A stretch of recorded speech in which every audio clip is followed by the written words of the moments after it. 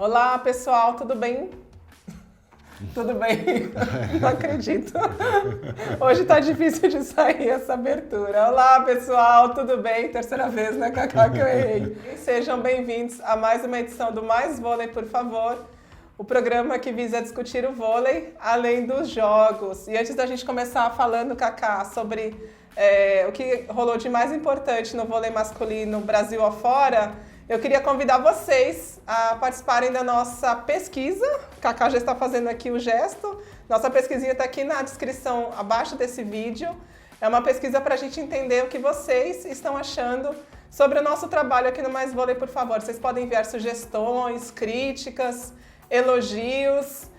Por que essa pesquisa é importante? Que a gente quer fazer um programa cada vez mais próximo do que vocês desejam. Seu nome não vai aparecer, pode descer além. Isso é importante. É anônima a pesquisa, então você pode escrever o que você bem entender. E vai demorar pouquinho, não vai tomar tanto teu tempo, não. Aproveita ali o horário do almoço e aí manda as respostas para nós, a gente vai adorar. Então, falando, Cacá, sobre o que aconteceu aí no vôlei masculino nessa semana, a gente teve os 2 amistosos na Argentina, na região da Patagônia.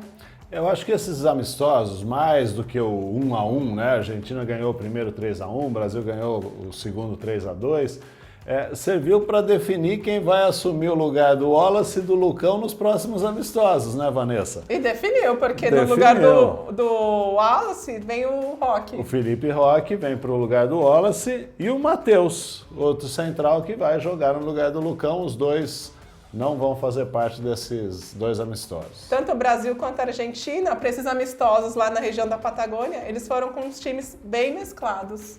Bem mesclados. Eu acho que serviu para, de uma vez por todas, saber quem pode fazer parte do time principal ou não, né? Lembrando que Flávio, Douglas e Mike são 3 que já vêm atuando bastante pela seleção principal. Foram os destaques desses 2 jogos. E o Brasil disputa agora nos dias 30 e 31 em Campinas, no ginásio do Taquaral, mais 2 amistosos contra a Argentina. Esses amistosos estão sendo preparatórios para o Campeonato Sul-Americano. A seleção masculina do Brasil aí já vem com força máxima. Então, a promessa de força máxima, a gente espera que a Argentina também venha com força máxima, porque aí a gente vai ter pelo menos um jogo no Sul-Americano valendo a pena assistir. Não, até porque, Cacá, o primeiro jogo da seleção, no dia 30, tem transmissão da Globo. A Globo, não sei se vai querer transmitir um jogo se o Brasil não jogar completo. Tem que jogar, né? E aí, então, esses jogos acontecem no ginásio do Taquaral, em Campinas. E a gente está tendo também, Cacá, lá na Tunísia, o Campeonato Mundial Sub-19. Campeonato Sub-19 que no próximo programa você vai ficar sabendo tudo. Quem ganhou, quem perdeu, os destaques, seleção do campeonato. E o Brasil está indo bem. Mas você tem, Cacá, as informações do histórico do Brasil nessa competição? Pode Exatamente. Falar. O Brasil foi o 8º colocado em 2007, na última edição, e não ganha o campeonato desde 2003. É um título importante aí que o Brasil está indo 16 atrás. anos já sem ganhar. Exato, é muito tempo. E o Brasil, você comentou em 2003, era a época gorda da Confederação Brasileira, a seleção de base recebia bastante recurso. Sim, bastante recurso e chegou a ganhar, inclusive, o prêmio da federação como o melhor voleibol de base do mundo. Né? Foi uma época que o Brasil ganhou todas as competições. Lá nos Estados Unidos, a gente teve a volta do Simonster, a seleção de Cuba. A gente estava falando no outro bloco, o bloco aqui sobre o vôlei feminino Giro Internacional, sobre esse excesso de competições. E a Norseca criou a Copa dos Campeões da Norseca antes do campeonato da Norseca acontecer. Quase todo mundo ganhou, né? Então, não, e aí o que aconteceu? Enfraqueceu a competição, porque os Estados Unidos não foram com o time principal. Eu não entendo para que esse monte de competição, sendo que vai ter agora o campeonato da Norseca, e por que você faz uma competição antes? Também não entendo. Mas enfim, valeu para a volta do Simon. E um detalhe interessante nessa volta do Simon. Cuba, normalmente, quem abandonava não voltava, né? E eles abriram essa exceção para o Simon, que vai jogar o campeonato italiano pelo time Tanova.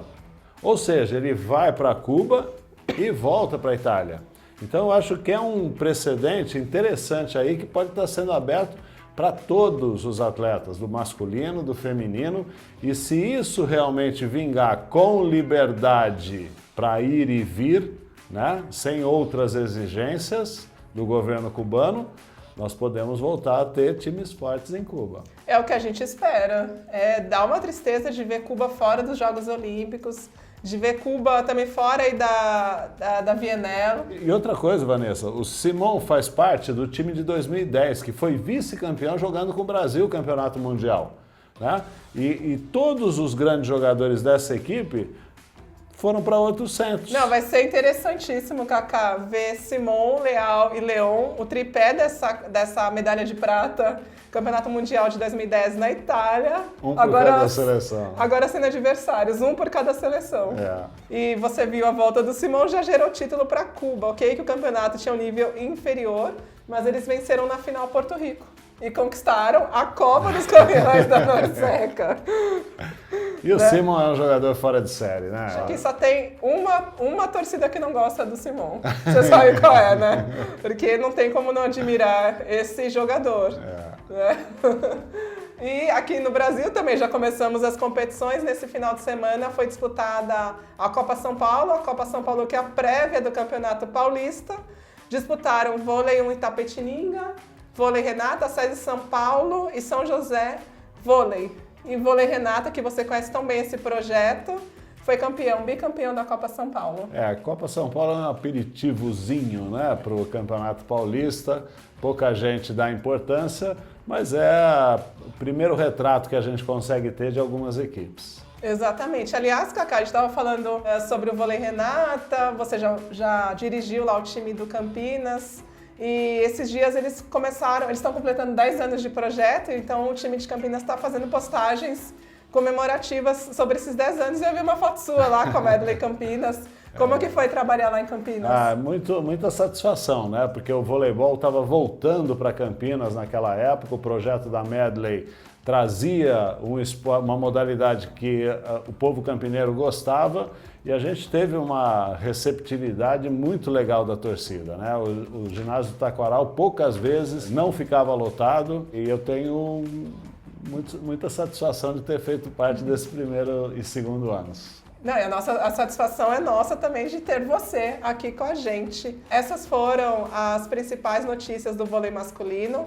No próximo programa, então, a gente vai falar mais sobre o Campeonato Mundial Sub-19, como que a seleção performou lá na Tunísia.